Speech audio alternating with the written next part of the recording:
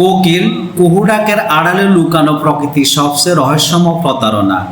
Is the কুকু nature's smartest bird. পৃথিবীতে এখন পর্যন্ত আবিষ্কৃত পাখির প্রজাতির সংখ্যা প্রায় 10,000-এরও বেশি।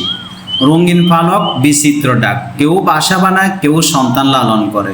প্রকৃতি প্রতিটি পাখিকে দিয়েছে আলাদা দায়িত্ব, আলাদা পরিচয়। কিন্তু এই হাজারো পাখির ভিড়ে একটি পাখি আছে যাকে বলা হয় প্রকৃতির সবচেয়ে রহস্যময়, সবচেয়ে কৌশলী এবং অনেকের মতে সবচেয়ে চালাক পাখি। যে পাখিটি হলো কোকিল। বন্ধুরা, এই কোকিল পাখি সম্পর্কে জানার আগে ছোট্ট একটা ইন্ট্রোর পর ফিরে আসছি।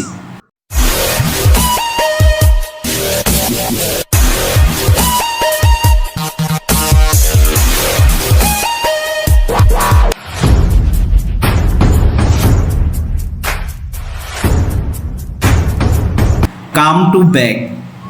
কুহু কু ডাক, প্রেম না ঘোষণা। আমাদের অনেকেরই ধারণা কোকিল মানেই কুহু কু ডাক, কিন্তু খুব কম মানুষই জানে এই কুহু কু ডাকটি স্ত্রী কোকিল দেয় না, এ ডাক দেয় পুরুষ কোকিল।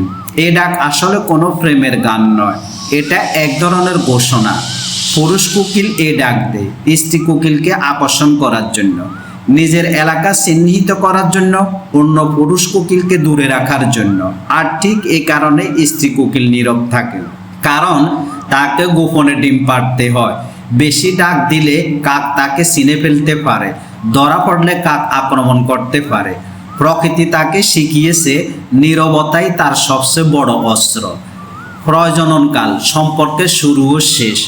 দক্ষিণ এশিয়া কোকিলের প্রজননকাল সাধারণত মার্চ থেকে জুন মাস পর্যন্ত। এই সময় পুরুষ কোকিল ডাকে, স্ত্রী কোকিল সঙ্গী বেছে নেয়, মিলন ঘটে। কিন্তু মনে রাখতে হবে কোকিলদের মধ্যে আজীবন স্বামী স্ত্রীর সম্পর্ক থাকে না। প্রজনন শেষ হলেই সম্পর্ক শেষ, একই ছাদের নিচে থাকা শেষ, পরিবার বলে কিছুই থাকে না। এরপর তারা হয়ে যায় একাকী প্রতীক। কোকিল কেন নিজের বাসা বানায় না? এখন আসে সবচেয়ে গুরুত্বপূর্ণ প্রশ্ন, কোকিল নিজের বাসা বানায় না কেন? কারণ কোকিল বাসা বানাতে অদক্ষ, বাচ্চা লালন পালনে অনভ্যস্ত। প্রকৃতি তাকে শিখিয়েছে দায়িত্ব নয়, কৌশল। তাই সে বেছে নেয় অন্য পাখির বাসা। কিন্তু এখানেই রহস্য, কোকিল তো চাইলে যে কোনো পাখির বাসা ডিম পাড়তে পারত, তাহলে সে শুধু কাকের বাসা কেন বেছে নেয়? ডিমের রং প্রকৃতির নিখুঁত হিসাব, এর পেছনে আছে কোকিলের সবচেয়ে বড় বুদ্ধিমত্তা। কোকিল জানে তার ডিম আর কাকের ডিম দেখতে প্রায় একই রকম, একই রং, প্রায় একই আকার, একই ধরনের খোলস। এই মিলটাই কোকিলের সবচেয়ে বড় শক্তি। অন্য পাখিদের বাসা ডিম পাড়লে কি হতো? যদি কোকিল চড়ুই, ফিঞ্চ, কবুতর বা অন্য কোনো পাখির বাসা ডিম পাড়ত, তাহলে কি হতো? ওই পাখিরা খুব সহজে বুঝে যেত এটা আমার ডিম নয়, কারণ ডিমের রং আলাদা, আকার আলাদা, নকশা আলাদা। ফলাফল, ডিম বাসা থেকে ফেলে দেওয়া হতো অথবা ভেঙে ফেলা হতো। কাক কেন বুঝতে পারে না? কাক পাখিদের মাঝে খুব বুদ্ধিমান হিসেবে পরিচিত, কিন্তু ডিম চেনার ক্ষেত্রে সে ততটা সূক্ষ্ম নয়। কোকিল এই দুর্বলতাটাই কাজে লাগায়। কাক ভাবে এই ডিম আমারই, আর সেই ভুল ধারণার উপর ভর করে কাক ডিমে তা দেয়, বাচ্চা ফুটিয়ে তোলে, নিজের সন্তানের মতো খাওয়ার খাওয়ায়, বড় হওয়া পর্যন্ত লালন পালন করে। জন্মের পর ভয়ঙ্কর সত্য, কোকিলের বাচ্চা জন্মানোর পর যদি বাসা অন্য কোনো ডিম বা ছানা থাকে, সে একে একে সেগুলো ঠেলে দিয়ে ফেলে দেয়। কেন? কারণ খাবার সীমিত, প্রতিযোগী থাকলে বাঁচা কঠিন, একাই সব খাবার পেতে হবে। এটা শেখানো নয়, এটা জন্মগত প্রবৃত্তি। লালন পালনের দায়িত্ব কার? স্ত্রী কোকিল নয়, পুরুষ কোকিলও নয়, সব দায়িত্ব নেই কাক। এটাই প্রকৃতির সবচেয়ে নিষ্ঠুর নিয়তি। একজন মা কোনো সন্তান দেখে না, কোনো দায়িত্ব নেয় না।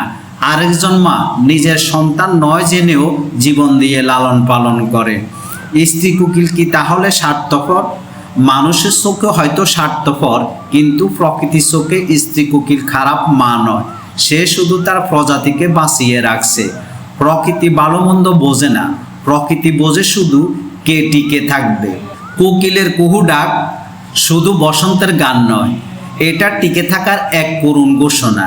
এ পাখি আমাদের শেখায় সব মধুর ডাকি প্রেম নয়, আর সব নীরবতাই দুর্বলতা নয়।